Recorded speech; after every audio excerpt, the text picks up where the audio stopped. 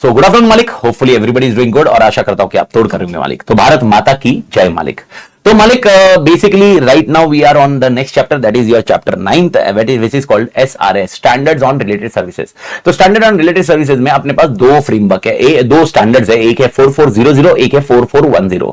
4400 is basically related to agreed upon procedure and 4410 is basically about compilation engagement. ये दोनों engagement के context, दोनों context अलग अलग है और दोनों कंटेक्स्ट को अपने को ध्यान रखना होगा। Okay, again a very good particular chapter to focus on, okay, with respect to other standards. तो सबसे पहले कुछ ओफूज मैंने क्लास में बताया था, उसी के ऊपर बात कर लेते हैं और ये ओफूज आपको पीएससी ऑडिट में वापस मिल जाएंगे। ओके, पीएससी ऑडिट जब करोगे, पब्लिक सेक्टर अंडरटेकिंग ऑडिट, उसके अंदर भी आपको सेम मिलेंगे। Elements of engagement, how many elements of engagement are there मालिक? 3 एलिमेंट्स है। ओके, पार्टीज होती है और सब्जेक्ट मैटर होता है, क्राइटेरिया होता है। पार्टीज में प्रैक्टिशनर होते हैं, रिस्पांसिबल पार्टी होती है, इंटेंडेड होता है। प्रैक्टिशनर मतलब जो काम कर रहा है, रिस्पांसिबल पार्टी जो काम मतलब जो फाइनेंशियल स्टेटमेंट बना रही है या कुछ भी जो काम दे रही है, एंड इंटेंडेड यूजर्स यानी जो काम करने के बाद जिसके पास जाने वाले कॉन्टेक्स्ट है। सब्जेक्ट मैटर, ओके, यानी बेसिकली बात करें तो फाइनेंशियल स्टेटमेंट। क्राइटेरिया यानी बेसिकली बात करें एफआरएफ, जिसके साथ कंपैरिजन किया जाएगा और कंपैरिजन करने के बाद सब्जेक्ट मैटर इंफॉर्मेशन है जिसका अपन काम करते हैं, सब्जेक्ट मैटर इंफॉर्मेशन बनती है। रिलेटेड सर्विसेज याद रखना, एक पर्टिकुलर पॉइंट अपन ने डिस्कस किया था, not all engagements are assurance engagement, other frequently performed engagement do not mean the definition of assurance engagement. यानी ऐसे हो सकता है जिसमें कुछ एग्जांपल दिए हुए हैं, एग्जांपल अपन ने डिस्कस किए थे क्लास में, टैक्स रिटर्न फाइल करना है, ओके, एडवाइजरी सर्विसेज है, ये कहीं पर भी एश्योरेंस में नहीं जाते। अगर एश्योरेंस में जाते तो स्टैंडर्ड ऑडिटिंग आता है या रिव्यू आता है या एश्योरेंस आता है, लेकिन ये तीनों में नहीं जाते, एश्योरेंस में नहीं जाते, तो ये आएंगे स्टैंडर्ड ऑन रिलेटेड सर्विसेज में। आत्मा क्लियर? और रिलेटेड सर्विस के लिए 2 पॉइंट होंगे आपका, एक होगा agreed upon procedure and compilation engagement. सबसे पहले बात करते हैं एग्रीड अपॉन प्रोसीजर की पॉइंट। कंपाइलेशन एंगेजमेंट में थोड़ा सा टेक्निकलिटी है तो उसमें थोड़ा सा ध्यान देना पड़ेगा। 4400 में टेक्निकलिटी नहीं है लेकिन बहुत इजी है, तो फ्रेमवर्क को आपको ध्यान रखना है। फिर क्वेश्चन बैंक को देखेंगे तो अपने को समझ में आ जाएगा क्या एक्सपेक्टेशन है, इंस्टीट्यूट अपने से कैसे एक्सपेक्ट कर रहा है और कैसे क्या अपन क्वेश्चन बैंक को सॉल्व कर सकते हैं। पहला point, what is an objective of agreed upon procedure. अच्छा, उसके पहले मैं आपको बता दूं, एग्रीड अपॉन प्रोसीजर हमेशा 3 पार्ट में डिवाइड होगा, जैसे मैंने आपको बताया अदर फ्रेमवर्क में। एंगेजमेंट एक्सेप्ट करना है तो क्या करना होगा, सेकंड प्लान परफॉर्म करना है तो क्या करना होगा, रिपोर्टिंग करना है तो क्या करना होगा। उसके अलावा ओके 3 चीजें यहां पर दी हुई है। सबसे पहले ऑब्जेक्टिव क्या, स्टैंडर्ड का ऑब्जेक्टिव क्या है, agreed upon procedure versus audit में डिफरेंशिएट कैसे करेंगे, एंड मोस्ट इंपोर्टेंट प्रिंसिपल्स क्या फॉलो करने हैं। वैसे मैं आपको याद दिला दूं यहां पर कौन सा एथिकल रिक्वायरमेंट प्लस इंडिपेंडेंस, इसमें से क्या चीज जरूरत नहीं है, इंडिपेंडेंस जरूरत नहीं है। देखो, इंडिपेंडेंस का कंपल्शन नहीं है, लेकिन स्टैंडर्ड बोलता है कि इंडिपेंडेंस रहा तो बेटर ऑप्शन रहेगा। तो आपको यह ध्यान रखना है, एग्रीड अपॉन प्रोसीजर्स जो भी रहेंगे मालिक, एग्रीड अपॉन प्रोसीजर्स के कंटेक्स्ट में आपको एथिकल रिक्वायरमेंट फुलफिल करना पड़ेंगे। कौन से ethical requirement? 5, confidentiality, integrity, objectivity, professional behaviour, professional competence. लेकिन independence is not the criteria, make sure ये आपको ध्यान में रहे, दैट इज कॉल्ड प्रिंसिपल के कॉन्टेक्स्ट में। तो ये 3 पॉइंट है जो आपको याद नहीं रखना है, बस एक कॉन्सेप्ट में ध्यान रखना है, एमसीक्यू के कॉन्टेक्स्ट में आ गया तो आ गया, अदरवाइज वो 3 पॉइंट जो मैंने आपको बताया कि हर एक एंगेजमेंट में काम आता है उसमें काम आएगा मालिक। पहला point, what is an objective of agreed upon procedure, auditor to carry out the procedure of an audit nature of audit, यानी एग्जांपल आईसीआई ओआरआर में से ही आएगा, to which auditor and entity and any appropriate third party have agreed and report on factual finding. यानी auditor का entity है या उसका कोई थर्ड पार्टी उसके साथ एग्री किया गया है और वो परफॉर्म करेगा और उसके बाद वो रिपोर्ट करेगा और रिपोर्ट का नाम होगा फैक्चुअल फाइंडिंग्स। मैं आपको एक वर्ड याद दिला दूं, यहां पर सर ऑडिटर वर्ड आया तो ये कि नहीं, इधर इंटरप्रिटेशन याद रखना, ये ऑडिटर स्टैट्यूटरी ऑडिटर नहीं है, ये ऑडिटर आपका स्टैट्यूटरी ऑडिटर नहीं है, तो मेक श्योर ये ध्यान में रहे। यहां पर ऑडिटर वर्ड फिर किस कंटेक्स्ट में यूज किया है, ऑडिटर बिकॉज यूज किया है क्योंकि वो ऑडिट प्रोसीजर यूज करता है, इसीलिए स्टैंडर्ड में आपको ऑडिटर वर्ड मिलेगा। 4410 में आपको प्रैक्टिशनर वर्ड मिलेगा, तो मेक श्योर ये आप ध्यान रहे, पर ये ऑडिटर वो आपका स्टैट्यूटरी ऑडिटर नहीं है। सर ऑडिट और एग्रीड अपॉन प्रोसीजर में क्या डिफरेंस है? सबसे पहला पॉइंट, यहां पर ओपिनियन दिया जाता है, यहां पर ओपिनियन नहीं होता है। एश्योरेंस लेते हैं, यहां पर एश्योरेंस नहीं होता है, और यहां पर कंक्लूजन्स नहीं दिया जाता और यहां पर कंक्लूजन्स यानी फैक्चुअल फाइंडिंग्स पे बात की जाती है when we discuss about agreed upon procedure. Agreed upon procedure के प्रिंसिपल एंड इंडिपेंडेंस की रिक्वायरमेंट नहीं है, अपन ने डिस्कशन कर लिया है, रिकमेंडेड है। और अब यहां पर आते हैं अपन टर्म्स ऑफ एंगेजमेंट में, और यहां से अपनी कहानी चालू होती है। ओके, यहां पर अपने को टोटल 3 चीजें ध्यान रखनी है। पहला ध्यान रखना है टर्म्स ऑफ एंगेजमेंट क्या रहेगा, सेकंड प्लानिंग एंड परफॉर्मिंग क्या रहेगा, और रिपोर्ट क्या रहेगा। Answer is over agreed upon procedure में। तो अगर मैंने कभी भी एग्रीड अपॉन प्रोसीजर पूछा तो ये 3 से बाहर मत जाइए, ये 3 ही रहेंगे, ये 3 में से ढूंढिए क्वेश्चन क्या रिलेवेंट है। जो भी क्वेश्चन आएगा वो इन 3 में से रिलेवेंट चीजें ढूंढनी पड़ेगी और लिखना पड़ेगा मालिक, आपको ये ध्यान रखना पड़ेगा मालिक। ओके, तो सबसे पहले बात करते हैं टर्म्स ऑफ एंगेजमेंट की बात करते हैं। तो सर एग्रीड अपॉन प्रोसीजर में हमने क्या मैटर्स ध्यान में रखने चाहिए बिफोर एक्सेप्टिंग द एंगेजमेंट और बिफोर स्टार्टिंग द एंगेजमेंट। तो सबसे पहला पॉइंट, नेचर ऑफ एंगेजमेंट क्या है। नेचर ऑफ एंगेजमेंट बहुत जरूरी है, यहां पर याद रखना जरूरी है। यहां पर मैनेजमेंट जो भी आपको अपॉइंट करते हैं या थर्ड पार्टी अपॉइंट करती है उसको बताना जरूरी है कि हम ऑडिट नहीं करने वाले, हम रिव्यू नहीं करने वाले, हम कोई एश्योरेंस नहीं देने वाले हैं। एग्रीड अपॉन प्रोसीजर में हम फैक्चुअल फाइंडिंग्स पे रिपोर्ट करते हैं, इसीलिए पहला पॉइंट नेचर ऑफ एंगेजमेंट याद रखिए। वहां पर मेनली मेंशन ये करिए, यहां पर हम प्रोसीजर जो परफॉर्म करेंगे वो आप बताओगे वो करेंगे, लेकिन ऑडिट और रिव्यू नहीं है। सेकंड, पर्पस ऑफ एंगेजमेंट, तो पहला point nature of engagement, audit review नहीं है, उससे अलग है, एश्योरेंस नहीं है। पर्पस क्या है, मोस्ट इंपॉर्टेंट, कौन से फाइनेंशियल इंफॉर्मेशन पे ये पर्पस लगाना है, ओके, जिस पे एग्रीड अपॉन प्रोसीजर करना है। नेक्स्ट पॉइंट एनटीई ऑफ प्रोसीजर, यानी nature, timing, extent of procedure मेरे को मैनेजमेंट ही बताएगा, क्योंकि एग्रीड अपॉन प्रोसीजर है। मैं उनसे पूछूंगा आप बताइए मेरे को करना क्या है, आईसीआई में से क्या क्या करना है, याद आया मालिक? ओके, वो कंटेक्स्ट में आपको क्या करना है, ये नहीं आएगा, वो कंटेक्स्ट आपको मैंने समझा दिया था क्लास में, लेकिन उसके कंटेक्स्ट में ही आपको याद रखना है। एंड लास्ट पॉइंट है, ओके, ये जो रिपोर्ट मैं आपको दूंगा ये दुनिया भर में इश्यू नहीं की जाएगी, ये सिर्फ स्पेसिफिक यूजर्स के लिए बनाई जाएगी। तो what are the 5 factors to be considered before accepting और before continuing before starting the audit engagement of starting the agreed upon procedure engagement. तो 5 क्या है, पहला पॉइंट नेचर ऑफ एंगेजमेंट क्या है वो आप बताइए, एश्योरेंस नहीं दे रहे हो। सेकंड पर्पस ऑफ एंगेजमेंट क्या है ये बताइए। तीसरा सिनेरियो, यहां पर कौन से फाइनेंशियल इंफॉर्मेशन पे एग्रीड अपॉन प्रोसीजर करना है, प्रोसीजर क्या करना है ये लिखित ले लीजिए। एंड यहां पर आप बताइए फैक्चुअल फाइंडिंग की रिपोर्ट है, दुनिया को देने की नहीं है। Is that point clear? उसके बाद आता है planning and performing of procedure. तो ऑडिटर ओके जो भी प्लान करना चाहिए, क्या आंसर इज यस, ताकि वो इफेक्टिवली काम कर सके। लेकिन प्रोसीजर क्या होगा, तो एग्री करना चाहिए उसने मैनेजमेंट या थर्ड पार्टी से। और उस टाइम पे प्रोसीजर क्या होंगे, inquiry, confirmation, observation, inspection, recalculation. आपको 2 चीज अवॉइड करनी है, एनालिटिकल प्रोसीजर नहीं लिखना है और यहां पर और एक आएगा री परफॉर्मेंस नहीं आएगा, क्योंकि एनालिटिकल प्रोसीजर के कंटेक्स्ट में यहां पर एग्रीड अपॉन प्रोसीजर में नहीं आता है और री परफॉर्मेंस नहीं आता है। री परफॉर्मेंस बेसिकली उन्होंने ऑलरेडी परफॉर्म कर दिया, वो मुझे परफॉर्मेंस के लिए बुला रहे हैं। तो टेक्निकली याद रखना, ओके, आईसीआई ओआरआर में से आपको 2 निकालने होंगे, 5 एग्रीड अपॉन प्रोसीजर है। लेकिन मैं आपको वापस बता दूं, ओके, एग्रीड अपॉन प्रोसीजर में कौन एग्री करने वाला है, मैनेजमेंट आपको बताने वाला। आप अपना दिमाग मत लगाना, मैनेजमेंट बताने वाला, और वो एग्रीमेंट में लिख के लेना है कि भाई एग्रीमेंट में लिख के लेना है कि कौन सा काम करना है। Everybody clear? तो अगर मैंने बोला एग्रीड अपॉन प्रोसीजर में प्रोसीजर कितने हैं, ओके, ये 5, ओके, 7 में से 2 निकाल देने का, ये कॉन्सेप्ट रहेगा। अब आता है report on actual factual finding. Technically ये आंसर हो गया तो अपना 4400 हो ही गया, लेकिन मैं आपको वापस बता दूं, जो भी क्वेश्चन आएंगे इन 3 में से आपको निकालने पड़ेंगे। ऐसे डायरेक्टली क्वेश्चन नहीं आएगा, ये 3 में से निकालने पड़ेंगे, एक्सट्रैक्ट करने पड़ेंगे, कौन सा कंटेंट आ रहा है मालिक। ओके, तो पहला पॉइंट याद रखना, टाइटल क्या है, एड्रेसी क्या है। एड्रेसी मतलब जिसने आपको अपॉइंट किया है वही एड्रेसी रहेगा। Financial information, non financial information, जिस पे एग्रीड अपॉन प्रोसीजर लगाओगे ये लिखाइए। Next point, statement that agreed upon procedure agree किया गया है, जो मुझे अपॉइंट करा उसके साथ एग्री किया हुआ है। समझ में आया? नेक्स्ट पॉइंट, ये एंगेजमेंट जो परफॉर्म किया है 440 के हिसाब से किया है, पर्पस क्या है और स्पेसिफिक प्रोसीजर क्या परफॉर्म करोगे। यानी देखो क्या क्या पॉइंट है, अगर मैं बात करूं 3rd 4th 5th 6th एकदम इजी जा रहा है। थर्ड पॉइंट क्या बोल रहा है, थर्ड पॉइंट बोल रहा है कौन से फाइनेंशियल इंफॉर्मेशन पे आप लगाओगे, नॉन फाइनेंशियल इंफॉर्मेशन पे लगाओगे। नेक्स्ट पॉइंट, ये एग्रीड अपॉन प्रोसीजर उसके साथ एग्री किया ये मेंशन करो। नेक्स्ट, ये स्टैंडर्ड एसआरएस 4400 फॉलो किया ये बताओ। कौन से एग्रीड अपॉन प्रोसीजर वो प्रोसीजर हुए वो बता दिए, पर्पस बताइए, और उसके बाद कौन से प्रोसीजर एग्रीड हुए बता दिए। तो मेरे को बताओ ये 5 पॉइंट तो आराम से याद रहते ना मालिक। इसके बाद आते हैं सर आपकी फाइंडिंग क्या हुई है और कुछ एक्सेप्शन है क्या वो बताइए, हाईलाइट करिए मालिक, आत्मा क्लियर। उसके बाद बताइए कि मैंने ऑडिट नहीं किया, मैंने रिव्यू नहीं किया, तो मैं कोई एश्योरेंस सर्विस नहीं दे रहा हूं, तो कोई मैं एश्योरेंस देने वाला नहीं हूं। ये फैक्चुअल फाइंडिंग है। ओके, आपने कुछ और एडिशनल प्रोसीजर किए जो ऑडिट और रिव्यू जैसे है तो आप बताइए, क्योंकि अगर एक्सेप्शन मिले होंगे तो आपको परफॉर्म करने पड़ सकते हैं। And most important, okay, statement that हमने ओके जो भी एग्रीड अपॉन प्रोसीजर किया है वो financial information non financial information की financial information non financial information पे किया हुआ है। ये फाइनेंशियल स्टेटमेंट को एक्सटेंड नहीं होते, यानी हमारी वजह से कोई फाइनेंशियल स्टेटमेंट नहीं बन रहा है, ये याद रखिए। Most important statement that report दुनिया को नहीं देना है, ये तो कॉन्सेप्ट खत्म ही हो गया ना। सिग्नेचर, प्लेस, डेट, याद रखना। इसके ऊपर कुछ क्वेश्चन आ सकते हैं भाई, इसमें से निकालने पड़ सकते हैं। मैं वापस आपको बता रहा हूं, किस्मत सही रही तो तुम्हारे लिए 3 चीजें डायरेक्टली आ जाएगी, लेकिन अगर नहीं रहा तो देखना इसमें से क्वेश्चन कैसे निकालना होगा, आंसर कौन से निकालने होंगे एग्रीड अपॉन प्रोसीजर के लिए। तो मेरे ख्याल से 4400 याद आया गया मालिक, एग्रीड अपॉन प्रोसीजर। तो 3 चीजें याद रखनी है आपको, बाकी पहला वाला तो इंडिपेंडेंस वाला गया तेल लेने, मतलब वो तो इजीली याद ही जाता है, लेकिन ये 3 चीजें याद रखना, 3 में से कोई भी आंसर आ सकता है अपने लिए। अगला आता है आपके लिए 4400 के बाद 4410, ये होता है कंपाइलेशन एंगेजमेंट। कंपाइलेशन एंगेजमेंट में मुझे 3 चीजें करनी है। एंगेजमेंट एक्सेप्ट करने के पहले क्या करना है, सेकंड पॉइंट परफॉर्मिंग क्या करना है, एंड तीसरा पॉइंट रिपोर्टिंग क्या करना होगा। ओके, रिपोर्ट भी बनानी पड़ेगी, आंसर इज यस, और क्वालिटी कंट्रोल का ध्यान रखना होगा, वो भी अपने को ध्यान रखना है इस कंटेक्स्ट के। अदर देन दैट मैं आपको वापस बता दूं, कोई भी एंगेजमेंट आप परफॉर्म करो एसक्यूसी फॉलो करना पड़ेगा, ये भूलना मत मालिक। एसक्यूसी आपको हमेशा फॉलो करना पड़ता है, लेकिन अगर एंगेजमेंट में लिखा है कि भाई इस केस में क्वालिटी कंट्रोल परफॉर्म करना पड़ेगा, तो स्पेसिफिक रिक्वायरमेंट भी आएगी क्वालिटी कंट्रोल की, other than SQC one. Make sure. पहला पॉइंट पर्पस क्या है ये आइडेंटिफाई करिए। ओके, यानी इसके क्वेश्चन के स्ट्रक्चर में बता दूं आपको। पहला पॉइंट आप पर्पस देखोगे, इस कंपाइलेशन का पर्पस क्या होगा। पर्पस 2 तरह के हो सकते हैं, एक होता है मैंडेटरी पर्पस, एक होता है non mandatory purpose. Example mandatory purpose, okay, आपने को इंटरिम फाइनेंशियल स्टेटमेंट बनाना है, किसने बोला, सेबी ने बोला, मैंडेटरी पर्पस।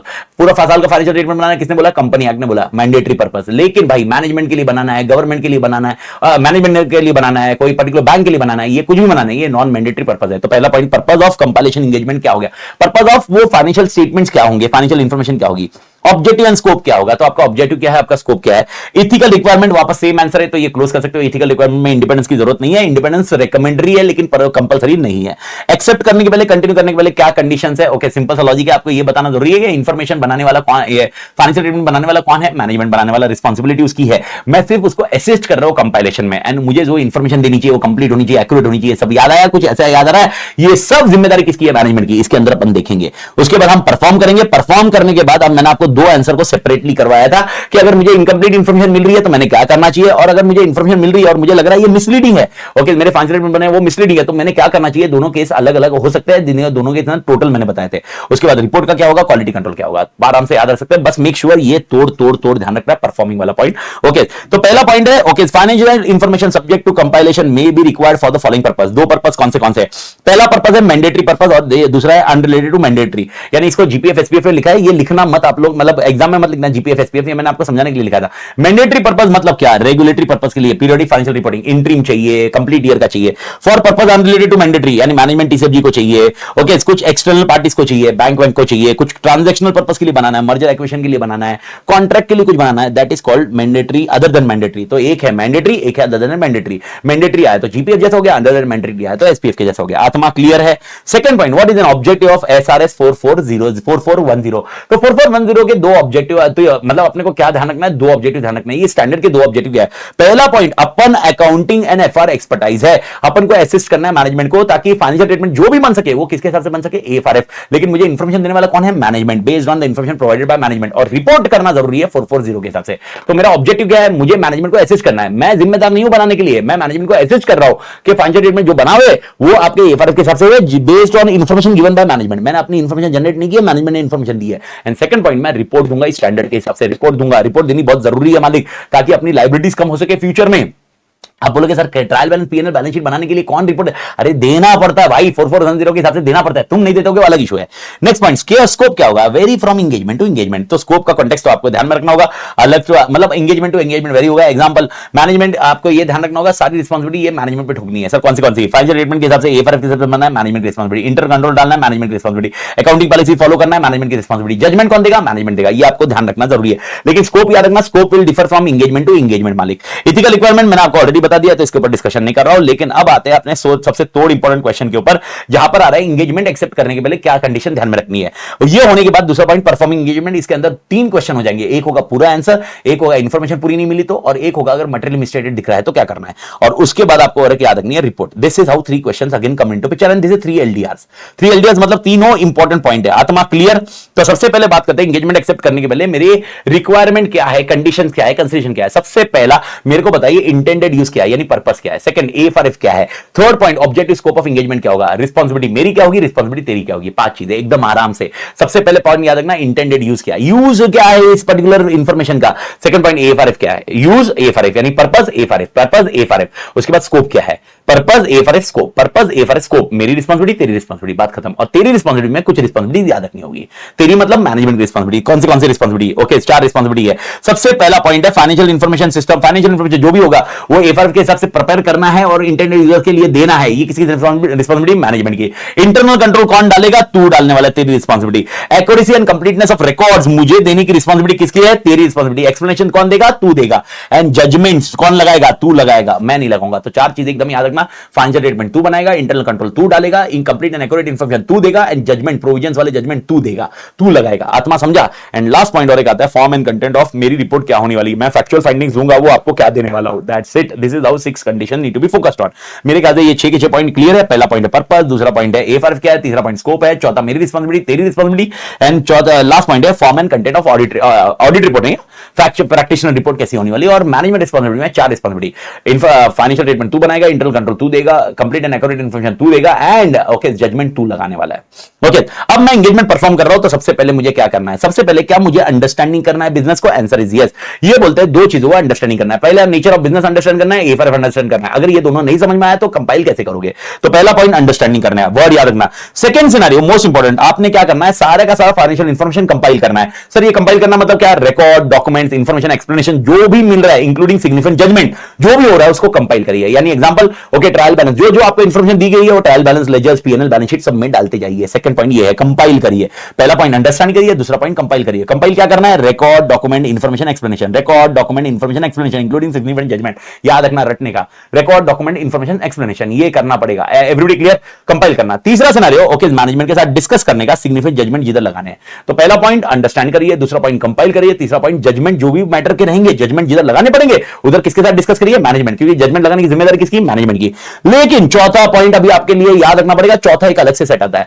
चौथा वाला कॉन्सेप्ट ये आता है, अगर एंगेजमेंट कंप्लीट करने के पहले अगर आपको मालूम पड़ता है ओके आपके अंडरस्टैंडिंग में आ रहा है कि भाई ओके आपकी जो अंडरस्टैंडिंग ऑफ एंटिटी है ये A4F है ओके आपकी कंपाइल्ड इंफॉर्मेशन इसके लाइट में है कि नहीं है ये ध्यान रखना होगा।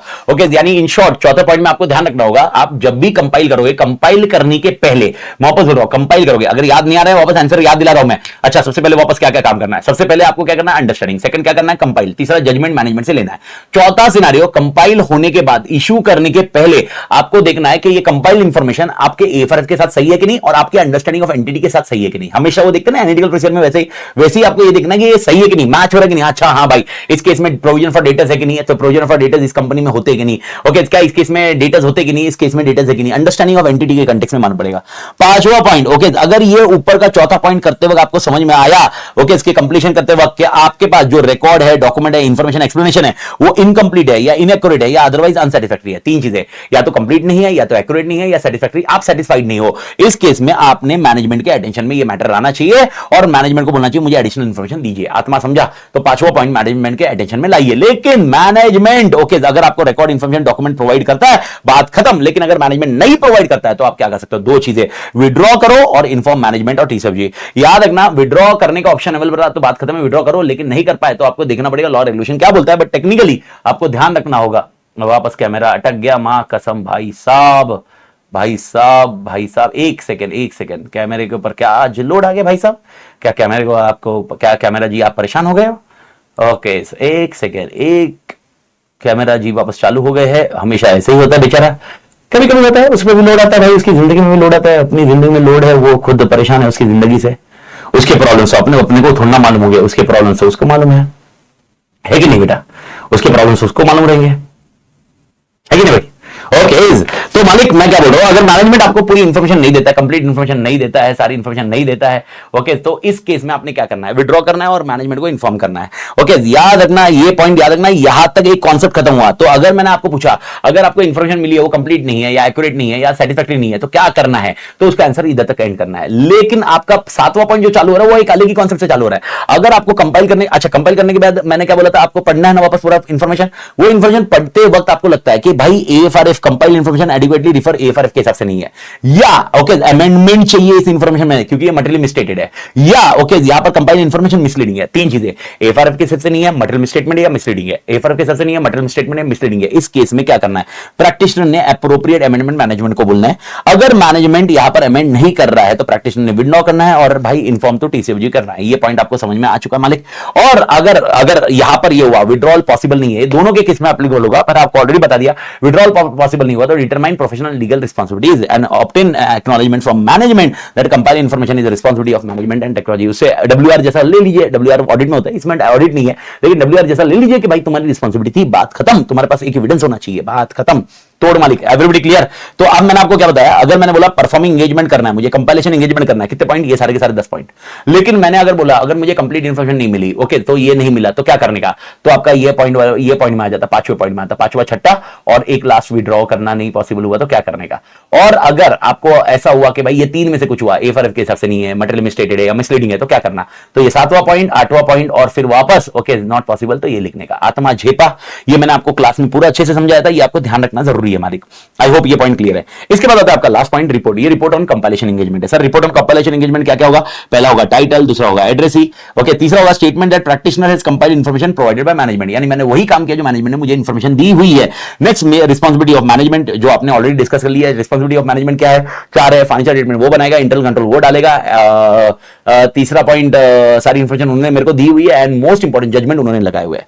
यहां पर एफआरएस कौन सा है वो लिखना है आपको, title of financial information, date and period भी आपको लिखना होगा, रिस्पांसिबिलिटी ऑफ प्रैक्टिशनर, प्रैक्टिशनर की रिस्पांसिबिलिटी क्या है वो लिखनी पड़ेगी, description of comparison engagement in accordance with SRS ये आपको लिखना पड़ेगा। ये इसमें मैं एश्योरेंस नहीं दे रहा हूं तो वापस वो भी मेंशन करना पड़ेगा जो आपका एग्रीड अपॉन प्रोसीजर में है मालिक।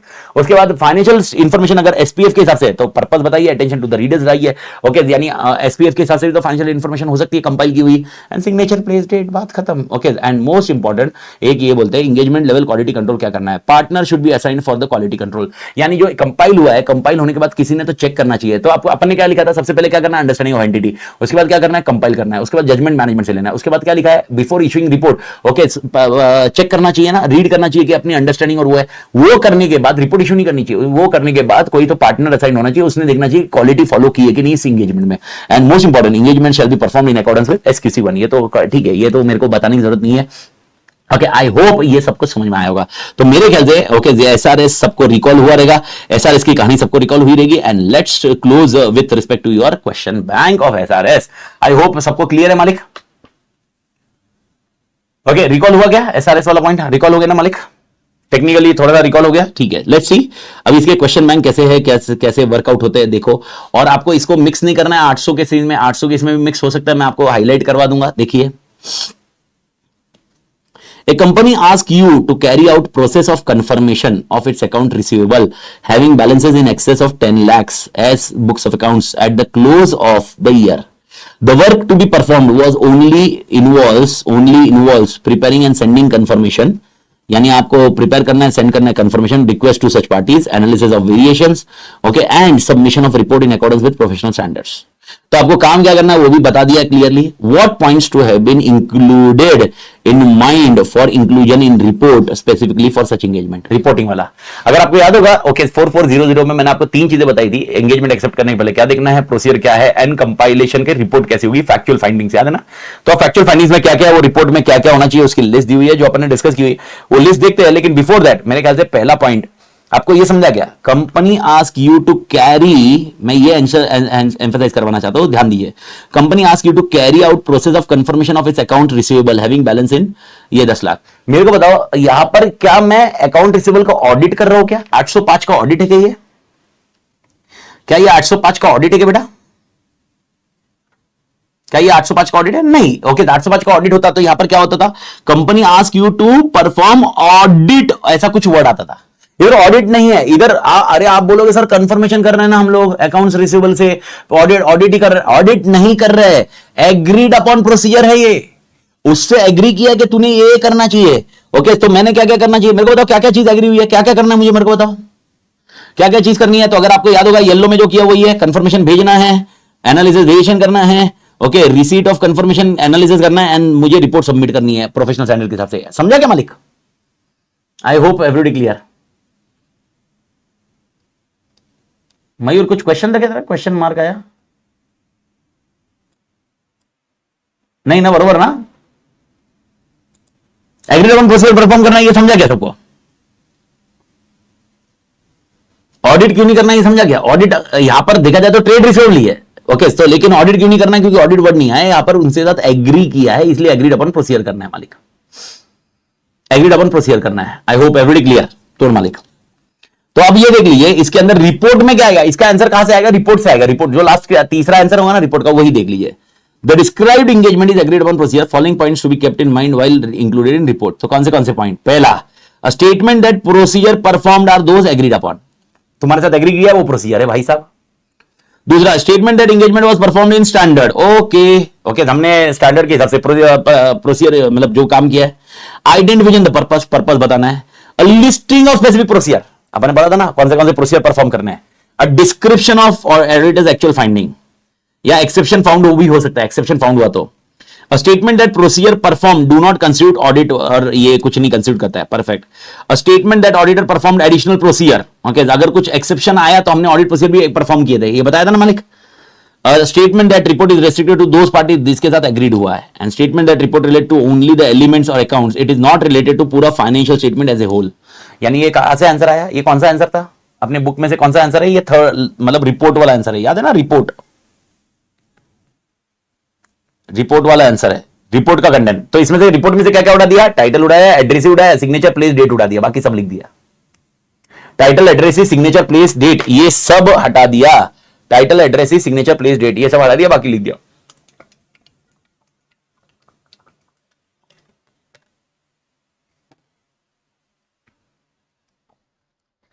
ठीक है हमारे second question, during the course of performing compilation engagement, okay, तो आपको पहले ही मान पड़ गया कंपाइलेशन एंगेजमेंट है। इन accordance with SRS 4410 it becomes known to you that client has suffered a theft loss of 100 lakhs of inventory over a period of time at the storage location visited infrequently। यानी कोई तो एक जगह है जहां पर वो फ्रीक्वेंटली विजिट नहीं करते, वहां पर 100 lakhs का इन्वेंट्री लॉस हो गया। A claim was lodged by client with insurance company which was repudiated due to certain technical reason। यानी इंश्योरेंस पॉलिसी वाले ने क्लेम रिजेक्ट कर दिया। The client has not preferred complaint or appeal against said repudiation, यानी insurance company ने मना किया, उसके अगेंस्ट अपील नहीं है। The amount is reflected under current assets in trial balance। Discuss how you should proceed to deal with matter। मेरे को बताइए क्या करना चाहिए। अगर आपको ये होगा, अगर आपको ये समझ में आया होगा तो टेक्निकली क्या समझ में आया इसमें, ओके, अगर आपको याद है अभी कंपाइलेशन में अपने क्या पढ़ा था, अगर आपको याद है वो प्रोसीजर परफॉर्म करने में, अगर आपके फाइनेंशियल स्टेटमेंट A4 के हिसाब से नहीं है, या financial statement materially misstatement included है, या फाइनेंशियल स्टेटमेंट मिसलीडिंग है, तो क्या करना है, वो वाला आंसर यहां पर आएगा। अच्छा मेरे को बताओ, क्या ये इसमें क्या पूरा प्रोसीजर लिखेंगे अपन, अंडरस्टैंडिंग एंटिटी करना है, क्या इसमें ये लिखना है, अंडरस्टैंडिंग एंटिटी करना है, कंपाइल करना है, ये सब लिखने की जरूरत है क्या, नहीं, क्योंकि वो कॉन्सेप्ट ही नहीं है ना। अच्छा मेरे को क्या ये लिखना है, क्या इंफॉर्मेशन मेरे को इनकम्प्लीट मिली है क्या, नहीं, कंप्लीट मिली है ना, सारी इंफॉर्मेशन दिख रही है ना, तो आंसर क्या लिखना है उस हिसाब से लिखना होगा। आई होप समझ में आ रहा है मालिक। तीन चीजें A4 के हिसाब से नहीं है, मिस स्टेटमेंट है या मिसलीडिंग है, उस केस में क्या करना है, उस केस में दोनों का आंसर वैसे वही है, या मतलब पहली बात तो मैनेजमेंट को बोलना है कि भाई ये चेंज करो, और ऊपर बोलना था मैनेजमेंट से इन्फॉर्मेशन मंगाओ, दोनों में से यही डिफरेंस है। मैनेजमेंट को बोलना है चेंज करो, और मैनेजमेंट नहीं माना तो भाई विड्रॉ करो, विड्रॉ किया मैनेजमेंट और TCFG को बता दो, बस विड्रॉल अगर पॉसिबल नहीं होगा तो फिर भाई यार देखो क्या क्या सर्कमस्टेंस क्या बोल रहे हैं उसके हिसाब से काम करो। भारत माता की जय। आत्मा clear. In the instant case, okay, the amount of 100 lakhs is reflected under head current assets in trial balance. Since client claim has been repudiated, no appeal has been preferred, it is a loss. Therefore, amendments are required in financial statement not to be materially misstated. ये समझा क्या? मेरे को नहीं लगता ये समझने में दिक्कत आई होगी। आपको क्वेश्चन समझा? अच्छा इस क्वेश्चन में अगर ये ऐसा होता कि उनको वो इन्फॉर्मेशन ही नहीं दी जा रही है कि उधर 100 लाख का क्या हुआ है या इंश्योरेंस कंपनी ने क्या किया है, ये इन्फॉर्मेशन नहीं दी जा रही है, तो ये पहला वाला सेट होता कि मैनेजमेंट को बोलते हैं एडिशनल इन्फॉर्मेशन दे, यहां पर मैनेजमेंट को चेंज करने बोलेंगे, एडिशनल इंफॉर्मेशन नहीं मांगेंगे। आई होप ये दोनों डिफरेंस समझ में आ रहा है आपको। If practitioner becomes aware during the course of engagement that amendments to be complied financial information are required for the financial information not to be materially misstated or compiled information is otherwise misleading, the practitioner shall propose appropriate amendment. Same as told Malik. If management declines or do not permit, okay, the practitioner shall withdraw from engagement and inform management and TCOG. But if withdrawal is not possible, the practitioner shall determine professional legal responsibilities. तोड़ मालिक, तो मेरे को नहीं लग रहा है दिक्कत है क्या मालिक?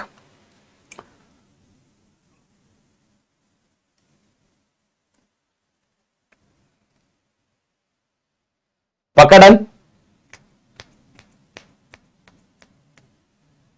पक्का समझा कि नहीं समझा मेरे को बताओ। अच्छा इसमें आप मेरे को बताओ, इसके अंदर ये इस आंसर की जगह मेरे को बताओ प्रपोज एप्रोप्रिएट अमेंडमेंट, इस आंसर की जगह आस्क फॉर एडिशनल इंफॉर्मेशन कब आएगा?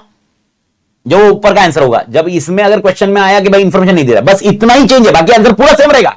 ये अगर गड़बड़ कर दिया तुमने तो तुम्हारा पूरा मार्क्स का उड़ जाएगा। तो आपको देखना होगा क्वेश्चन के हिसाब से, क्या मुझे पूरी इंफॉर्मेशन मिल रही है या मुझे इंफॉर्मेशन मिल गई है और ये गड़बड़ है, तो इसके हिसाब से आपको आंसर रखना होगा। तो ये एडिशनल नहीं है, ये तो बराबर ही है। थियरी क्वेश्चन है, ये 5 की सीरीज चल रही है अभी। Okay, is list out the few intended purpose of compilation engagement. Compilation engagement के पर्पस क्या है? दो, mandatory, not mandatory. Okay, law regulation के हिसाब से है, नॉट मैंडेटरी, बैंक के हिसाब से है, कॉन्ट्रैक्ट के हिसाब से, something like that. I hope ये क्लियर ही है। ये पहला आंसर 4410 का, 4410 का फर्स्ट आंसर है ये, 4410 का first answer. A chartered accountant is offered appointment for compilation engagement to be performed under 4410. Is he required to comply with ethical requirement of code of ethics? Ethical requirements को comply करना है क्या मालिक? Answer is yes. कौन सी confidentiality, integrity, objectivity, professional behavior, professional competence, but not independence. अच्छा, independence करना नहीं चाहिए क्या? Independence not compulsory, but independence is recommendatory. तो याद रखने का, कभी भी लिखते वक्त लिखने का, independence is not compulsory but recommendatory, recommended है। आई होप क्लियर है आंसर भी। तो सेकंड भी clear. How related service differ from assurance engagement? तीन चीजें। एश्योरेंस एंगेजमेंट में अपन एश्योरेंस देते हैं और रिलेटेड सर्विस में नहीं देते हैं। ओके, एश्योरेंस एंगेजमेंट में अपन ओपिनियन देते हैं, यहां पर वो नहीं देते हैं। या एश्योरेंस एंगेजमेंट में कोई भी कंक्लूजन नहीं है, यहां पर फैक्चुअल फाइंडिंग्स रहेगी, बात खत्म। ओके, ये आपका 4410 में 4410 नहीं, 440 में आपका सेकंड क्वेश्चन है अपने बुक में। Second question I hope done मालिक। CAP has been appointed to compile the financial information of X Limited. ठीक है। CAP confused whether he should apply the same procedure which is required to be applied to conduct an audit, or there are some other procedure to discharge the duties under such engagement. Define the characteristics of compilation engagement. What should be the approach of CAP for performing engagement? बात खत्म। Okay, आपके याद हो गए sir, इसमें क्या लिखना मालूम है क्या? Define the characteristics of compilation engagement. Compilation engagement आपका engagement other than audit होता है, it is not an audit. And most important sir, इसके अंदर आपको मालूम है कितने प्रोसीजर लिखने पड़ेंगे? सबसे बड़ा आंसर बनेगा आपका।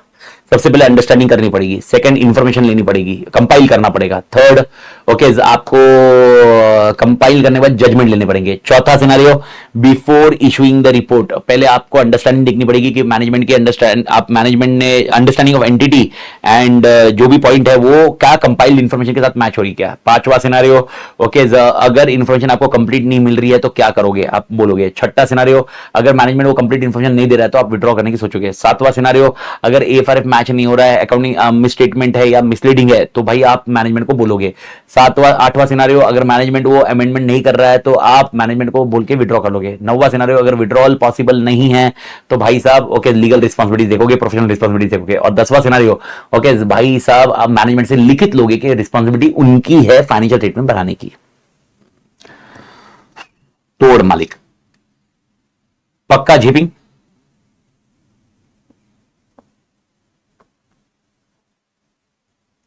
Done. Integrated case studies, case study integrated case study क्या है देख लेते हैं। ये थोड़ा सा शायद कॉम्प्लिकेटेड है ओके थोड़ा सा देख लो और ये किस तरह से पॉइंट रहेगा उसको गो थ्रू करते हैं अपन। KM Limited has engaged your firm for compilation of financial statement in accordance with 4410. You also came to know that company is setting up a new unit in Rourkela, Odisha. Rourkela. The company management has नया unit डाल रहे हैं मतलब वो। The company management provided you with a draft trial balance and require assistance in preparation and presentation of financial statement. ठीक है। The management requires such presentation for internal use, यानी ये मैंडेटरी नहीं है, इंटरनल यूज है। During the course of engagement, it is noticed that there are apparent errors in few opening balances brought forward from previous year relating to some outstanding incentives receivable from government authorities. यानी कुछ errors है। और एक चीज याद रखना, mandatory हो या नॉन मैंडेटरी हो ओके 4410 पूरा कंपाइल करना पूरा कंप्लायंस करना पड़ेगा 4410। इसमें आप ऐसा नहीं बोलोगे मैंडेटरी है तो ही मुझे डिटेल में देखना है, मैंडेटरी नहीं है तो मुझे डिटेल में नहीं देखना है, ऐसा नहीं देखोगे आप। These have been swapped with some other balances in trial balance. However, there are no credit transaction in such incentive accounts or account whose balance have been swapped during the year. मतलब कुछ तो ऐसे swapping vaping हुआ है और opening balance गलत है okay error है उसके अंदर। ठीक है भाई एरर है, दिख रहा है इंफॉर्मेशन नहीं मिल रही है, दिख रहा है। One of the team members suggested that it is one of the duty to ensure the revenue figures stated in trial balance at least are verified to ensure that all revenues required to be booked by the company have been in fact booked. यानी technically completeness okay जिसने सारा का सारा check करना है, सारी information compile हुई कि नहीं। आंसर इज यस, क्योंकि चौथा पॉइंट वही तो बोल रहा है। चौथा पॉइंट कंपाइल करने के पहले अंडरस्टैंडिंग ऑफ एंटिटी उसके साथ मैच कर लेना है। ठीक है, सब चेक करना होगा, सारी की सारी इंफॉर्मेशन दे दी कि नहीं। It is also suggested by the team member that even though it is a compilation engagement, quality control aspects like adhering to appropriate standard need to be followed. अरे भाई यार ये तो common sense है. Before signing and issuing audit report, you are once again to read financial information. Yes, it come to your notice that figures relating to setting up a new unit of company coming in Rourkela in Odisha have not been properly disclosed. The expenditure was incurred from a bank account mentioned in Rourkela and was omitted to be shown under appropriate heads. You are vacillating regarding above considering a scope of engagement. यानी आप अपना हाथ धो रहे हो, हाथ छोड़ रहे हो. The team has prepared detailed documentation during the course of engagement. शाबाश. Keeping in above view. Okay, answer the following question. अबे साले कितने व्यू ध्यान रखने पड़ते हैं. साला इधर अपने जिंदगी का व्यू खत्म नहीं हो रहा है. तो देखते हैं भाई साहब व्यू क्या है. In respect of errors in some of the opening balance noticed as described in the case which of the following statement is most appropriate. तो यानी मेरे को बताओ ओपनिंग बैलेंस अच्छे है या सही है, खराब है? खराब है ना मालिक. तो चारों पॉइंट में से कौन सा सीन ये ध्यान रखना होगा, चारों पॉइंट में से कौन सा पॉइंट ध्यान रखना होगा, देखते हैं. Such error should be straight away lead to qualification of report to be issued. अबे यार मेरे को बताओ क्या यहाँ पर रिपोर्ट क्वालिफाइड करने का नौबत आता है क्या? यहाँ पर या तो होगा विड्रॉ करो, नहीं तो लीगल रिस्पॉन्सिबिलिटी देखो. एरर रहा तो ये तो नहीं है भाई. Such error should be brought to the knowledge of management. Perfect. एक बी तो मुझे लग रहा है मेरे ख्याल से ये तो समझा. Knowledge of such errors has no effect on compliance with ethical requirement. कैसे चोमू जैसा पॉइंट लिखा. The above said matter relate to 510 of initial opening balances has no effect on reporting obligation. ये भी क्यूट है और हम भी क्यूट है. तुम समझ रहे हो मैं क्यूट कौन से कंटेक्स्ट से बोल रहा हूं. अबे साला ऑडिट थोड़ा कर रहा है यार, ऐसे क्यों करेगा. ओके तो आंसर मेरे ख्याल से सबको समझ में आ गया. आंसर कौन सा है? आंसर कौन सा है? बी वाला. अबे मैनेजमेंट को बताना है. समझा. अच्छा मैं वापस बोल रहा हूं कंपाइलेशन एंगेजमेंट में कभी भी नेगेटिव ओपिनियन या नेगेटिव रिपोर्ट नहीं होती है. तो विड्रॉ करते हैं, नहीं तो फैक्चुअल मतलब वो रिपोर्ट देते हैं कंपाइलेशन पे report. As regards to the suggestion of one of the team member regarding verification of all revenues of company, which of the following statement is most appropriate? अच्छा वो टीम मेंबर ने बोला था ना कि सारा का सारा वेरिफिकेशन करना है कि नहीं करना है. देखते हैं. मेरे को ये बताओ completeness and accuracy of information कौन देखेगा? मेरे को सिर्फ उसको रीड करना है, मतलब मेरा रीड करने का काम रहेगा. याद रखना मैं शायद बोलते बोलते मैंने बोला था कंप्लीटनेस मैं चेक करूंगा, लेकिन मैं वापस बता रहा हूं completeness and accuracy of information कौन चेक करेगा? मैनेजमेंट. मेरा काम होगा कि वो देने के बाद मेरे को रीड करना है अंडरस्टैंडिंग ऑफ एंटिटी के साथ. ओके मेरे ख्याल से मैं वो थोड़ा घाई में बोला कंप्लीटनेस अपने को चेक करना है. कंप्लीटनेस मैनेजमेंट की रिस्पांसिबिलिटी है. I missed out. Completeness management की रिस्पांसिबिलिटी है. Suggestion of a team member is proper as such verification is part and parcel of such engagement. मेरा काम यह है कि फाइनेंशियल स्टेटमेंट बनने के बाद मेरे को उसको अंडरस्टैंडिंग के साथ कंपेयर करना है. तो ये नहीं है. Suggestion of team member is proper in the absence of such verification may make financial statement misleading. Suggestion of team member is not proper as verifying accuracy and completeness of information provided by management is not required in such engagement. Perfect. Management का काम है. Suggestion of team member is not proper as compliance with qualitative requirement. अभी घंटा इसका कोई नहीं है. Management का काम है completeness and accuracy of information देना. Completeness. अच्छा completeness आपको याद है ना, मैंने ये चीज इवन किसी ने एक वॉइस नोट में भी पूछा था तो मैंने बताया था. जब हम कंप्लीटनेस की बात करते हैं तो हमारा एनालिटिकल प्रोसीजर करने का कॉन्टेक्स्ट आता है. समझ में आ रहा है. तो ये यहां पर कंप्लीटनेस मतलब जितना इंक्लूड होना चाहिए था उतना इंक्लूड किया कि नहीं, वो मैनेजमेंट की जिम्मेदारी है. अब मैनेजमेंट मेरे को देगा ही नहीं. एग्जांपल मैं तुम्हें कंपाइलेशन दे रहा हूं और मैं तुम्हें सीए फाइनल ऑडिट के बैच के डिटेल नहीं दे रहा हूं, तो तुमको कैसे क्या है, तुम थोड़ा ना ऑडिट कर रहे हो इधर यार. बस अगर तुमको कंपाइल करते वक्त मालूम पड़ रहा है इन्फॉर्मेशन इनकम्प्लीट है तो तुम मुझे मांगोगे, लेकिन तुमको चेक नहीं करना है कंप्लीटनेस का. समझा. In view of team member suggestion relating to adherence to the appropriate standard of quality control, which of the following statement is relevant in context of oversight engagement? Okay. SA 220 is applicable. पागल है क्या? पागल कुत्ते ने काटा क्या? SA 220 is applicable. But SQC1 is applicable. Yeah, SQC1 is applicable. Both SA 220 SQC1 is applicable. But SA 220 and SQC1 not applicable. खत्म. इसका आंसर तो तुम्हारा डायरेक्ट आंसर है ना, SQC1 applicable होगा. अच्छा SA 220 क्यों नहीं applicable होगा ये समझ आना सबको. मतलब अगर ये भी बताना पड़ा तो मां कसम मतलब अभी मतलब जहर मतलब इसमें वो सूर्यवंशम की खीर ही खा लेता. सूर्यवंशम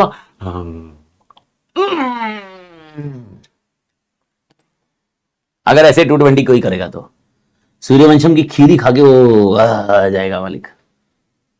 समझा ना. ऐसा खून खून आएगा. फिर मेरा बेटा मुझे हॉस्पिटल लेके जाएगा, फिर हम दोनों मारा मारी करेंगे. मां कसम. तो SQC1 is applicable. Which of the following statement is most appropriate as regards to omission of expenditure under appropriate heads pertaining to raw color unit and compiled information? Omission है, आपको मालूम पड़ा है, एक यूनिट चालू किया और omission है. The above noted omission can be misleading. By disregarding such omission, the fundamental principle of integrity is violated. Engagement cannot be performed in accordance with ethical requirement. The above noted omission can be misleading. By disregarding such omission, the fundamental principle of objectivity is violated. Engagement cannot be performed. The above noted omission has no effect. Buck, C तो गया. The above noted omission has no effect on performing and issuing report. गया. C और D गया. मेरे को बताओ confidentiality, integrity, objectivity, professional behaviour, professional competence, इसमें से कौन सा इंपैक्ट होएगा अगर वो ओमिशन कर दिया? पहला पॉइंट कॉन्फिडेंशियलिटी का तो कोई टेंशन ही नहीं है मालिक. ओके, सर का सपना था बॉलीवुड में जाने का. अरे वही सपना ही तो पूरा कर रहा हूं मैं भी, अभी तो वैसे ही तो चल रहा है. पहला पॉइंट देखो, कॉन्फिडेंशियलिटी का तो डिस्कशन ही नहीं है. इंटीग्रिटी और ऑब्जेक्टिविटी दिया वैसे तो प्रोफेशनल बिहेवियर, प्रोफेशनल कंपिटेंस भी छोड़ दो. तो इंटीग्रिटी, ऑब्जेक्टिविटी. ओके, मेरे को बताओ ऑब्जेक्टिविटी कब होती है? While providing an opinion. तो जब भी अपन ओपिनियन देते हैं तो अपन ऑब्जेक्टिव रहता है. क्या यहां पर ओपिनियन दिया जा रहा है? नहीं, इंटीग्रिटी.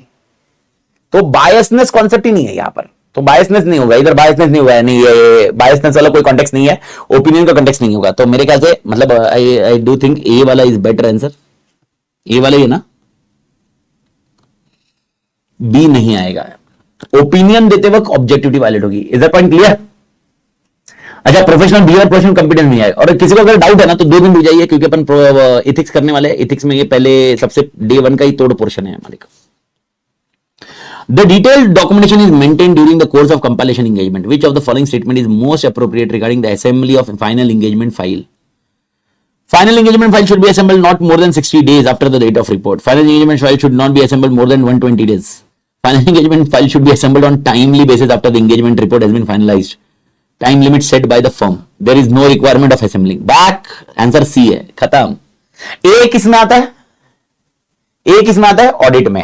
B किसी में नहीं आता है. B किसी में नहीं आता है. B किसी में नहीं आता है. C कॉमन है. अदर देन ऑडिट सब में C लगेगा. अदर देन ऑडिट सब में C लगेगा. ये रखना. और D भी नहीं आना चाहिए.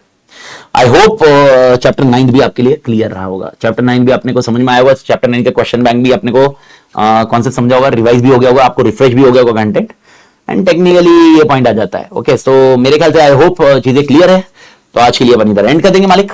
तोड़ मालिक, अस्सलाम वालेकुम.